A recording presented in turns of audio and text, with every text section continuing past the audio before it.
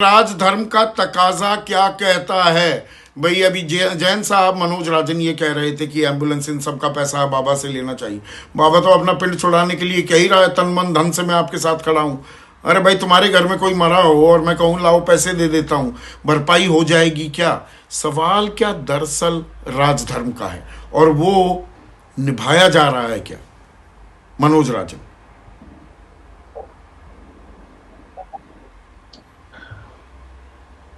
संदीप जी, ये पूरा आयोजन जो था ये 80,000 के लिए किया गया था और 69 पुलिसमैन वहां पर थे। 69। अभी तक की जो अंदर की बात है, उस अंदर की बात में ये है कि 80,000 की भीड़ संभालने के लिए 69 लोग वहां पर तैनात थे। ये परमिशन एक लंबे समय पहले ले ली गई थी। एलआईयू की एक्टिविटी बिल्कुल जीरो थी। डिस्ट्रिक्ट एडमिनिस्ट्रेशन का जो पार्ट है जिसने परमिशन दी है, दैट इज एसडीएम, उसने भी इस चीज पर आगे चीज नहीं देखी। आप एक छोटे से आयोजन को करके देखिए, 25 फॉर्मेलिटी में आप ना फंस जाइएगा तो बताइएगा। लेकिन बात फिर वही, जो बात शुरू हुई, चाटो, धर्म, धर्म गुरु, यहां से बात शुरू होती है। इसमें सबसे बड़ी बात है कि एक न्यायिक आयोग है, जो न्यायिक आयोग इसकी वास्ट इंक्वायरी करेगा और आगे चल के सिर्फ और सिर्फ एडवाइजरी देगा। एडवाइजरी के अलावा और कुछ नहीं होने जा रहा। दूसरी बात, एसआईटी। एसआईटी इसमें लूप होल्स देखेगी कि प्रशासन के और पुलिस। तीसरी, जो क्रिमिनल एफआईआर हुई है, क्योंकि गैर इरादतन हत्या का मुकदमा दर्ज किया गया है, वो वहां का डिप्टी एसपी वो एक अलग जांच कर रहा है, क्योंकि गैर इरादतन हत्या का मसला है। लेकिन इस पूरे पेज में जो सबसे बड़ी बात है, जो चल रहा है हमारा आपका इतनी देर से बातचीत चल रही, कि बाबा क्यों नहीं, बाबा को पूरी एफआईआर से गायब। सिर्फ सरकार ने नहीं, सिर्फ पुलिस ने नहीं, कांग्रेस गई।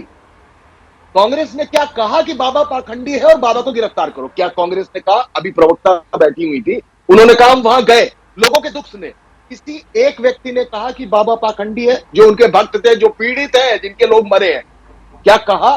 क्या ये हमारे सामने कह सकते हैं कि ये बाबा पाखंडी है, इसको तुरंत गिरफ्तार? सपा ने भी बात कही। सपा ने अपना पुराना स्टैंड, जो अखिलेश यादव वहां गए थे, मैं उस पचड़े में नहीं जाना चाहता, लेकिन मैनपुरी में है उनका आश्रम है, बड़े बड़े आश्रम है। क्या सपा की तरफ से बयान आया कि बाबा पाखंडी है, इसको गिरफ्तार करो? यह भी नहीं हुआ। इसमें सबसे बड़ी बात यह है कि आगे आने वाले दिनों में एक तैयारी चल रही है, एससी एसटी की धारा इसमें और जोड़ी जाए।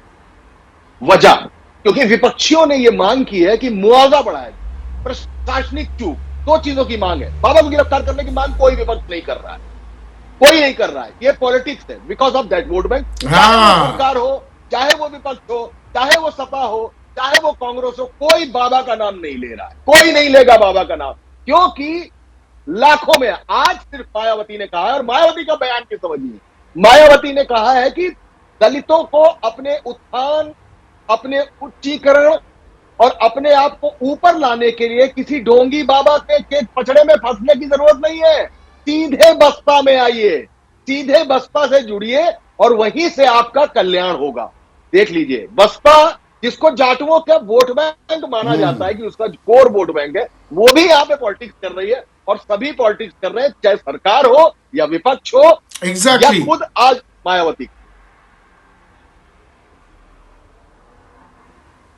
तो राजनीतिक धर्म निभाने में सब लगे हुए हैं, अपनी वोट संख्या कैसे बढ़ जाए उसमें लगे हुए हैं। राजधर्म से किसी का कोई सरोकार नहीं। मोटी बात यह है। 30 सेकंड में कंक्लूडिंग कमेंट मनोज।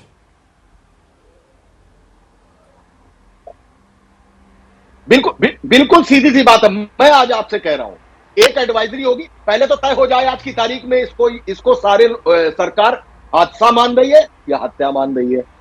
विपक्ष भी ये तय कर ले, इससे सबक लेने जा रहे हैं या कुछ सुधारने जा रहे हैं। 69 पुलिस वाले लगा दिए गए, 4 लाख की भीड़ होगी, कई और जिलों से पुलिस मंगानी पड़ेगी। रोकिए ऐसे धार्मिक आयोजन, आप रोक के दिखाइए, इंतजाम करके दिखाइए। कौन सा फायर ब्रिगेड, कौन से अस्पताल की ऑक्सीजन?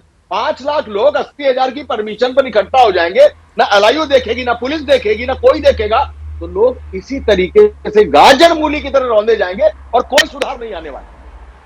तो यही क्या हम सबक ले रहे हैं? ये हत्याकांड है, ये नरसंहार है, ये कोई गैर इरादतन हत्या नहीं है, ये जानबूझकर जान से खिलवाड़ है।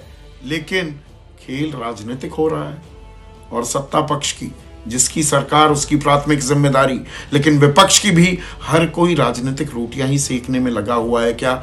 या फिर सब एक वादा कर रहे हैं, एक कसम उठा रहे हैं, ऐसे भगदड़ के वाक्य आने वाले दिनों में पेश ना आए, उसके लिए हम सब एक आम सहमति बनाएंगे। क्या ऐसा होता दिख रहा है? जैसे ही घड़ी का काटा दोपहर 2:30 पे आए, बबीता जी का दिल सास बहू साजिश के लिए मचल जाए। और ये है इनकी बहू, पूरे दिन ऑफिस की टेंशन हो जाए गॉन जब ये करें अपना फेवरेट शो फ्री टाइम पे ऑन। इनकी तरह आप भी देखिए अपना फेवरेट शो अपने टाइम पर और डाउनलोड कीजिए एबीपी लाइव ऐप अपने स्मार्ट टीवी पर।